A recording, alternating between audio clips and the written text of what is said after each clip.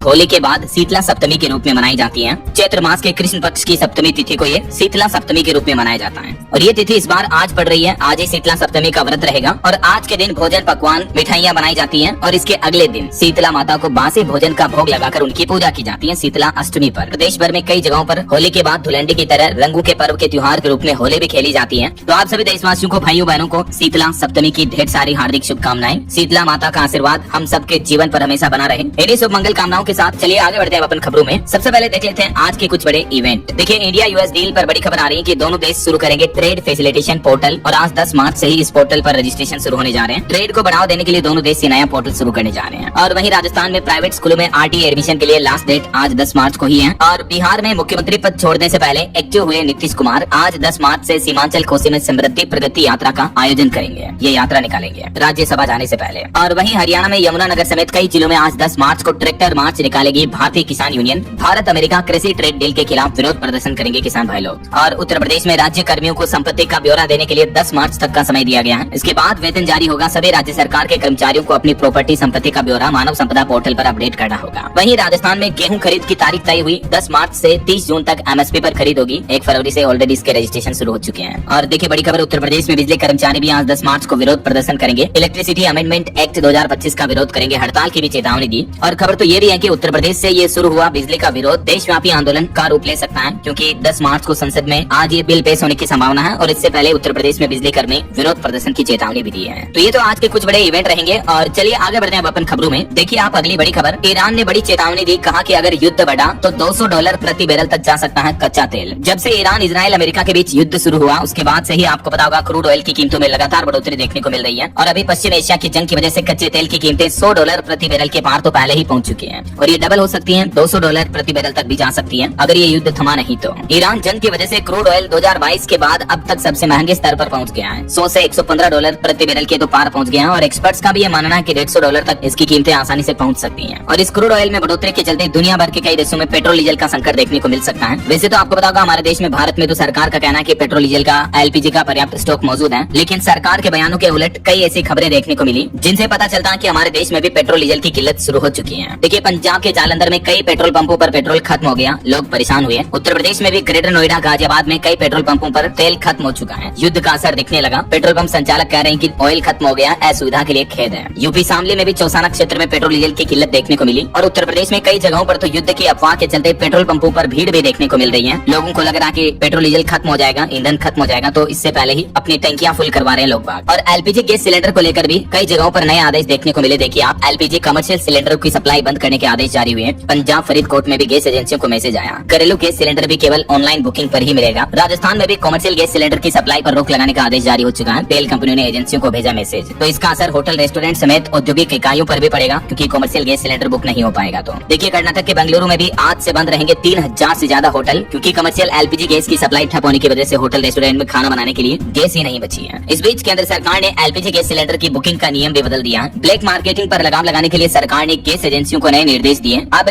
Gas cylinder की booking की अवधि को 21 दिन से बढ़ाकर 25 दिन कर दिया है। यानी एक गैस सिलेंडर आपने डिलीवरी ले ली, उसके 25 दिन बाद ही आपको दूसरा सिलेंडर बुक करने का ऑप्शन मिलेगा। सरकार ने 4 दिन समय सीमा बढ़ा दी है। ईरान जंग के बीच जमाखोरी, कालाबाजारी रोकने के लिए केंद्र सरकार ने देश भर में एलपीजी गैस सिलेंडर कंपनियों को यह आदेश दे दिया है। और कंपनियां भी ग्राहकों को ये नोटिस देना शुरू हो चुकी है।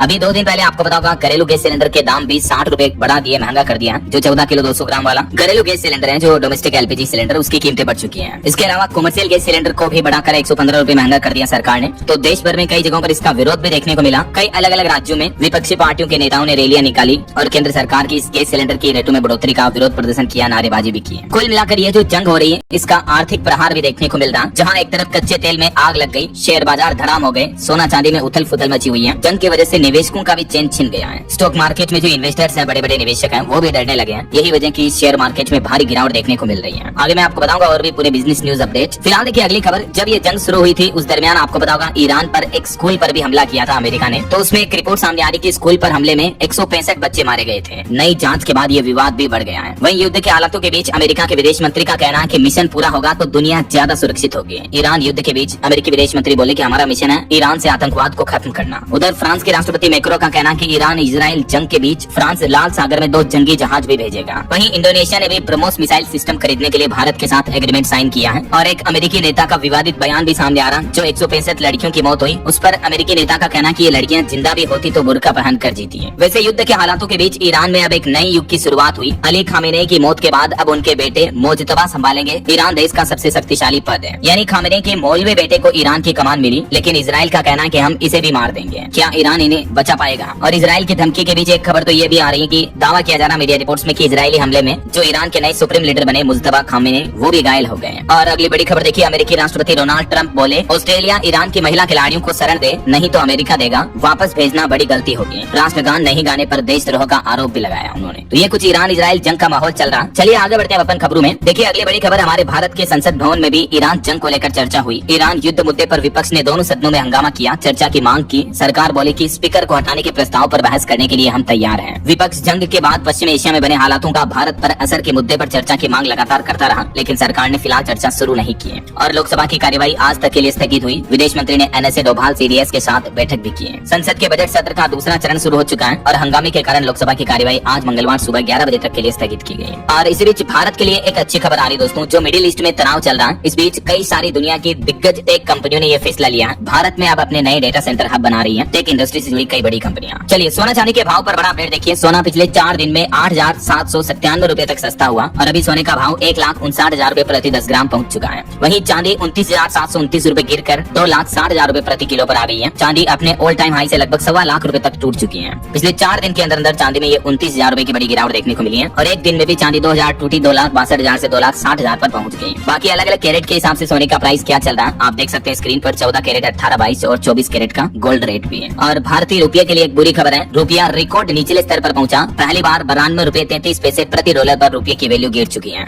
मिडिल ईस्ट युद्ध और कच्चा तेल महंगा होने की वजह से डॉलर मजबूत हो रहा और यही वजह के रुपये में गिरावट देखने को मिल रही है। तो ये रुपये में कमी की वजह से विदेशी सामान भी महंगे होंगे। और प्रधानमंत्री नरेंद्र मोदी का कहना है कि भारत इनोवेशन वाली इकोनॉमी की ओर बढ़ रहा है। AI ऑटोमेशन पर हम फोकस कर रहे हैं, बेटियों को नए मौके से पीछे नहीं रहने देंगे। प्रधानमंत्री नरेंद्र मोदी ने वीडियो कॉन्फ्रेंसिंग के जरिए पोस्ट बजट वेबिनार को संबोधित किया और इसमें उन्होंने भारत की इकोनॉमी और AI इंफ्रास्ट्रक्चर पर बातचीत की। और डिफेंस सेक्टर पर भारत के लिए एक बड़ी रिपोर्ट सामने आ रही कि भारत बना दुनिया का दूसरा सबसे बड़ा हथियार आयातक। यूक्रेन दुनिया में 6 नंबर पर है, चीन टॉप 10 से भी बाहर रहा। साल 2021 से लेकर 2025 के बीच के डेटा के मुताबिक डिफेंस हथियार आयात करने के मामले में, इंपोर्ट करने के मामले में भारत दूसरे नंबर पर रहा। और रूस यूक्रेन के बीच जो जंग चल रही है तो यूक्रेन पहले नंबर पर रहा।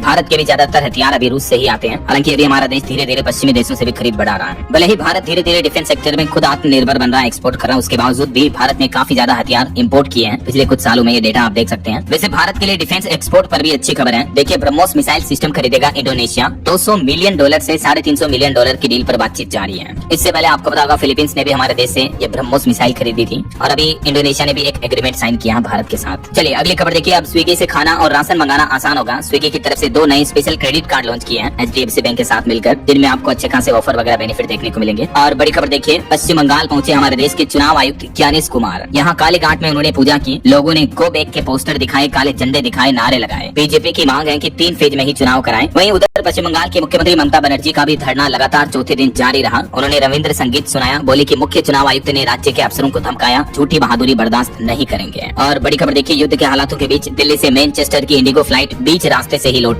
इथियोपिया बॉर्डर से प्लेन ने यू टर्न लिया, लंदन और मुंबई की फ्लाइट भी डाइवर्ट हुई। और वहीं देखिए दोस्तों, सुप्रीम कोर्ट में एक अनोखी याचिका लगाई गई जिसमें कहा गया कि प्याज और लहसुन को तामसिक माना जाए। इस याचिका पर सुप्रीम कोर्ट के CGI ने फटकार लगाते हुए कहा कि आधी रात को पिटीशन ड्राफ्ट करते हो क्या, फालतू बताकर इस तरह की 5 याचिकाओं को खारिज कर दिया। क्योंकि याचिका में कहा गया था कि प्याज लहसुन में तामसिक या नेगेटिव एनर्जी होती या नहीं, इसके लिए रिसर्च की मांग की गई थी, लेकिन सुप्रीम कोर्ट के जजों ने फटकार लगाते हुए याचिकाओं को खारिज कर दिया। वहीं खबर है, दिल्ली शराब नीति केस मामले में हाईकोर्ट ने सभी 13 आरोपियों को नोटिस जारी किया। CBI अफसर के खिलाफ की गई टिप्पणियों पर रोक लगाने का आदेश भी दिया और मनी लॉन्ड्रिंग केस में सुनवाई नहीं करने का आदेश दिया निचली कोर्ट को। दिल्ली हाईकोर्ट के जस्टिस स्वर्ण कांता शर्मा ने अब ये निर्देश दिए हैं। कहा कि जब तक ये मामला हाईकोर्ट में चल रहा तब तक निचली कोर्ट आगे की सुनवाई ना करे, क्योंकि आपको पता होगा निचली ट्रायल कोर्ट ने तो 27 फरवरी को इस मामले में सभी 23 आरोपियों को बरी कर दिया था। लेकिन इसके बाद CBI ने हाईकोर्ट में इस मामले को चुनौती दी, तो हाईकोर्ट अब इस मामले पर वापस सुनवाई करेगी। ये वो 13 आरोपी हैं जो दिल्ली शराब नीति केस में निचली कोर्ट से बरी कर दिए गए हैं। अब देखते हैं हाईकोर्ट इस मामले पर आगे क्या फैसला सुनाती है। और वहीं चारधाम यात्रा पर अपडेट आ रहा कि 4 दिन में ही लगभग 3.5 लाख श्रद्धालुओं ने रजिस्ट्रेशन करवा लिया अब तक। इसके साथ ही उत्तराखंड सरकार ने चारधाम यात्रा की तैयारियां भी तेज कर दी है। श्रद्धालुओं की सुरक्षा के लिए 1600 CCTV कैमरों से निगरानी की जाएगी। चप्पे चप्पे पर पुलिस की नजर भी रहेगी। 19 अप्रैल से ही चारधाम यात्रा शुरू होने जा रही है।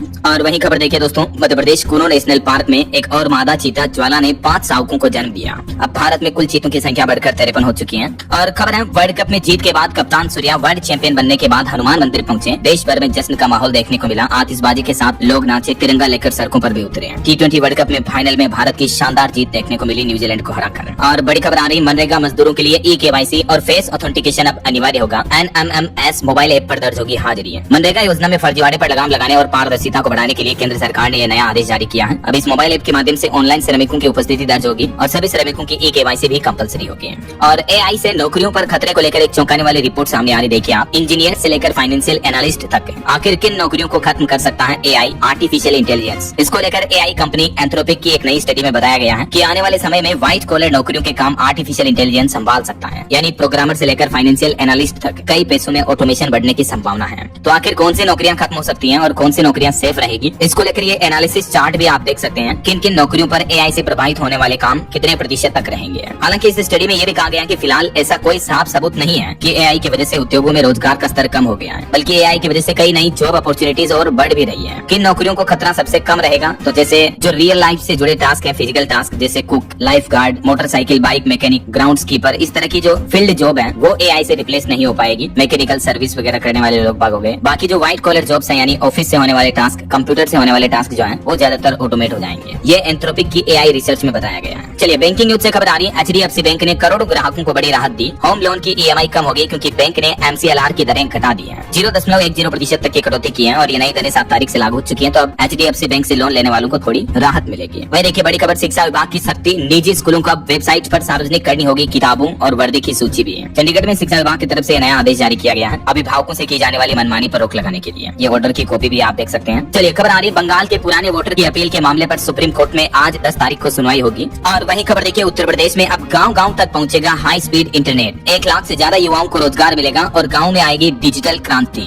यूपी की योगी सरकार ये नई पहल शुरू करने जा रही है। उत्तर प्रदेश में डिजिटल क्रांति को बढ़ावा देने के लिए प्रोजेक्ट गंगा के तहत 20 लाख घरों तक ब्रॉडबैंड इंटरनेट पहुंचाया जाएगा। पूरे उत्तर प्रदेश में डिजिटल हाईवे बिछेगा। और यूपी सरकार का कहना है कि पंचायत स्तर पर 8 से 10 हजार स्थानीय युवाओं को इस सेवा के रूप में प्रशिक्षित किया जाएगा। वही खबर है, दुबई अबू धाबी के जैसे ही यूपी का नया नोएडा भी बसाया जाएगा, जहां 3000 उद्योग, 6 लाख आबादी और 2041 का मास्टर प्लान बनाकर तैयार किया है उत्तर प्रदेश के गौतम बुद्ध नगर और बुलंदशहर के बीच बसने वाले इस नए नोएडा को लेकर। और ऑटो इंडस्ट्री से खबर देखिए दोस्तों, नई हुंडई वर्ना लॉन्च हो चुकी है जिसकी कीमत 10,98,000। इसमें 7 एयरबैग्स मिलेंगे। 25 बड़े बदलाव किए हैं डिजाइन और सेफ्टी में। वहीं महिंद्रा ने भी BE6 का बैटमैन एडिशन लॉन्च किया जिसकी कीमत 28.5 लाख रुपए है। ये इलेक्ट्रिक SUV कार है। और टोयोटा रूमियन का 95,000 रुपए सस्ता नया बेस वेरिएंट E भी लॉन्च हुआ। कंपनी का कहना है कि ये भी अच्छा खासा माइलेज देगी। चलिए आपके हेल्थ को लेकर एक चौंकाने वाली रिसर्च सामने आ रही है कि बढ़ते उम्र में दिमाग में गिरावट हो ये जरूरी नहीं। 12 साल तक की रिसर्च में वैज्ञानिकों ने ये पता लगाया। 65 साल से ऊपर के लोगों के 11,000 बुजुर्गों को ट्रैक किया और इसमें रिसर्च में पाया गया कि 45% बुजुर्गों की सेहत में सुधार देखा गया जैसे जैसे उम्र बढ़ती है वैसे वैसे।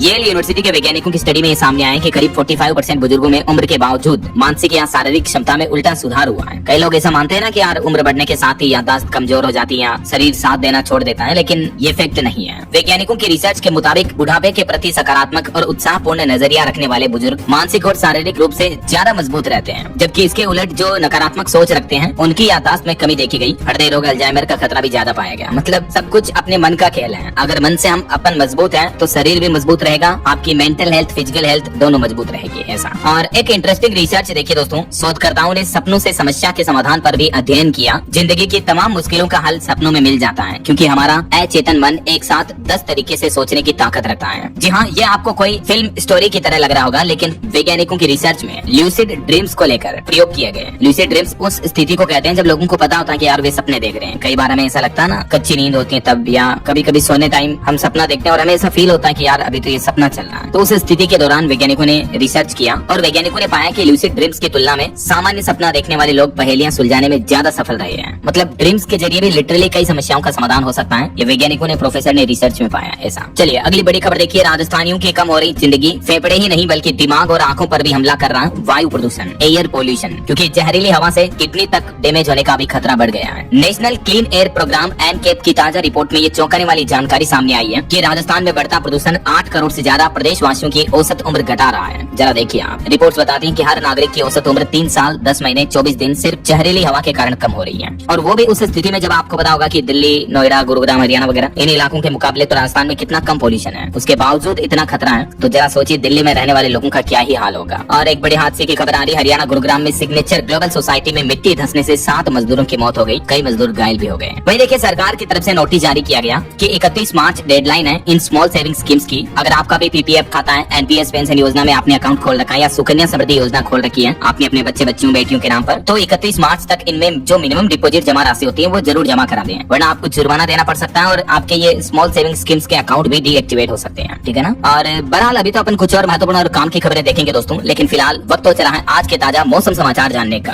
और हाँ, एक छोटी सी रिक्वेस्ट आपसे ये है कि अगर आप डीएलएस न्यूज चैनल से अभी तक भी जुड़े नहीं हो तो जुड़ जाइए, चैनल को सब्सक्राइब करके बेल आइकन जरूर दबा दीजिए और इस वीडियो पर एक लाइक और शेयर भी कर देना, ताकि आपको रोजाना की ताजा खबरें, महत्वपूर्ण मुख्य समाचार, काम के न्यूज अपडेट सबसे पहले आपके मोबाइल पर मिलते रहेंगे। ओके, और चलिए बिना टाइम वेस्ट के सीधा आगे बढ़ते हैं मौसम अपडेट में। तो देखिए मौसम विभाग का कहना है कि अगले 3 दिन देश के 8 राज्यों में धूल भरी आंधी और बारिश की चेतावनी है। वज्रपात की भी आशंका है, कई राज्यों में लू चलेगी, तेज गर्म हवाएं भी देखने को मिलेगी, क्योंकि बंगाल की खाड़ी में एक नया चक्रवात बन रहा। इस वजह से दिल्ली एनसीआर से लेकर यूपी बिहार तक मौसम बदलेगा। और आज 10 मार्च को भी बिहार बंगाल समेत 5 राज्यों में बारिश की चेतावनी है। 50 किलोमीटर प्रति घंटा की रफ्तार से तेज हवाएं भी चलेगी। देखिए राजस्थान, गुजरात और हिमाचल प्रदेश, इन राज्यों में तो हीट वेव की चेतावनी है। राजस्थान के कई जिलों में तो तापमान 40 डिग्री के भी पार पहुंच चुका है। हालांकि आज 8 राज्यों में बारिश का भी अलर्ट है। कुछ अलग अलग राज्यों के मौसम की स्थितियां देखिए आप। राजस्थान में जयपुर समेत 15 शहरों में मानो आग उगल रहा सूरज, इतनी ज्यादा गर्मी पड़ रही है। हीट वेव का अलर्ट जारी हुआ, 40 डिग्री के पार पहुंचा तापमान। और अभी तो मौसम विभाग का कहना कि 3 डिग्री और बढ़ेगा तापमान। अगले एक सप्ताह के दौरान ही टेम्परेचर में और बढ़ोतरी होगी। मध्य प्रदेश में भी पिछले साल से ज्यादा तप रहा है। ये मार्च का महीना, मार्च के पहले सप्ताह में ही सामान्य से 3 डिग्री ज्यादा रहा तापमान। वहीं उत्तर प्रदेश में अब 2 दिन बारिश का अलर्ट है। हालांकि यूपी में भी कई जिलों का पारा 37 डिग्री के पार चल रहा है। झांसी समेत 5 शहरों में झुलसाने वाली गर्मी पड़ रही है। और उत्तर प्रदेश में भी जल्द ही 40 डिग्री तक पहुंचेगा पारा। लेकिन मौसम विभाग ने यूपी में 2 दिन पूर्वी उत्तर प्रदेश के कई जिलों में बारिश की चेतावनी जारी की है। और इधर झारखंड में बोकारो, हजारीबाग समेत 9 जिलों में बारिश की संभावना है। धनबाद, गिरिडीह में भी तेज हवा के साथ बरसात हुई। 11 मार्च को मौसम साफ हो सकता है, उससे पहले झारखंड के कई जिलों में बारिश देखने को मिल सकती है। और हरियाणा में भी 19 मार्च के बाद बदलेगा मौसम। अधिकांश शहरों का तापमान 35 डिग्री के पार चल रहा है। हरियाणा में भी पहाड़ी राज्यों की बात करें तो उत्तराखंड के पहाड़ों में बारिश के आसार हैं। मैदानी इलाकों में सामान्य से ज्यादा चल रहा तापमान। 14 मार्च तक 5 जिलों में बादल छाए रहेंगे। उत्तराखंड के कई जिलों में 10 से 14 मार्च तक बर्फबारी वगैरह की संभावना है। मौसम विभाग का अलर्ट है। और हिमाचल प्रदेश में भी देखिए 4 जिलों में हीट वेव की चेतावनी, आज भी अलर्ट है। तापमान नॉर्मल से 8 डिग्री ज्यादा चल रहा है। हालांकि आज से 15 मार्च तक बारिश और बर्फबारी का भी अलर्ट जारी हुआ हिमाचल प्रदेश में। ये भारत के मानचित्र में आप देख सकते हैं अलग अलग राज्यों में अगले 24 घंटे मौसम का हाल क्या रहेगा। तो हिमाचल, राजस्थान, गुजरात, महाराष्ट्र, गोवा, इन राज्यों में हीट वेव का अलर्ट है। जबकि जम्मू कश्मीर, बिहार, झारखंड, पश्चिम बंगाल, सिक्किम, ओडिशा, आंध्र प्रदेश, केरल, अंडमान निकोबार द्वीप समूह, इन राज्यों में बारिश और बिजली की भी संभावना है। अगले 2 दिन मौसम विभाग की तरफ से चेतावनी जारी की गई है अलग अलग राज्यों में। वैसे दोस्तों आपके राज्य में अभी मौसम का हाल क्या चल रहा है कमेंट करके बताएगा जरूर मुझे। ओके, और चलिए मौसम अपडेट के बाद आगे बढ़ते हैं खबरों में। कुछ मार्केट अपडेट्स पर नजर डाल लेते हैं। तो देखिए बड़ी खबर, ईरान जंग की वजह से भारतीय शेयर बाजार में सेंसेक्स 1350 अंक गिर कर 77,566 पर बंद हुआ। रुपया भी 92.33 के ऑल टाइम लो पर पहुंच चुका है। कच्चा तेल बीते 10 दिन में 50% तक चढ़ चुका है। वहीं खबर है T20 वर्ल्ड कप जीतने के बाद इलेक्ट्रिक 2 व्हीलर कंपनी ओला ने कस्टमर को नया ऑफर दिया। कहा कि कोई भी व्हीकल खरीदने पर 10,000 रूपए तक का बेनिफिट दिया जाएगा कंपनी की तरफ से। अगले 3 दिन तक कंपनी इस ऑफर को वैलिड रखेगी। और देखिए मार्केट रेगुलेटर सेबी के चेयरमैन ने राहत वाली खबर दी। शेयर मार्केट पर अब रहेगी सुदर्शन की नजर। इन लोगों का रडार से बचना मुश्किल होगा। एक तो मिडिल ईस्ट में जारी युद्ध के बीच निवेशकों को शांत रहने की सलाह दी है सेबी चेयरमैन की तरफ से। इसके अलावा जो लोग शेयर मार्केट के नाम पर उल्टे सीधे टिप देकर धोखाधड़ी करते हैं उनकी गतिविधियों पर सख्त नजर रखी जाएगी। और सेबी ने नया टूल लॉन्च किया जो कि निवेशकों को भ्रामक विज्ञापनों से बचाएगा, धोखाधड़ी से बचाएगा ऑल ओवर कुल मिलाकर। और वहीं देखिए भारतीय रिजर्व बैंक आरबीआई ने भी हमारे देश के बैंकिंग सिस्टम में डाले 50,000 करोड़ रुपए। बैंकों से बड़ी मात्रा में केस निकलने की आशंका की वजह से रिजर्व बैंक ने यह फैसला लिया है। केंद्रीय बैंक ने ओएमओ के जरिए बैंकिंग सिस्टम में इतनी डिपॉजिट की है। ओएमओ का मतलब होता है ओपन मार्केट ऑपरेशन के जरिए। तो इससे हमारे देश के बैंकिंग सिस्टम को नई लिक्विडिटी मिलेगी, है ना। और सेबी ने एक और बड़ा फैसला लिया है, अब म्यूचुअल फंड खरीदेंगे ज्यादा सोना चांदी। निवेशकों को फायदा होगा इससे, क्योंकि म्यूचुअल फंड अब ज्यादा सेफ एसेट्स में इन्वेस्टमेंट कर पाएंगे। तो जाहिर सी बात है म्यूचुअल फंड निवेशकों का भी पैसा ज्यादा सिक्योर रहेगा, है ना। चलिए अगली बड़ी खबर देखिए दोस्तों, 815 डिग्री टेम्परेचर का टॉर्चर, इजराइल ने लेबनान में लक्ष्मण रेखा पार कर दी है। जी हाँ, एक चौंकाने वाली रिपोर्ट सामने आ रही कि इजराइल ने जो ईरान पर हमला किया लेबनान वगैरह पर, इस दरमियान सफेद फॉस्फोरस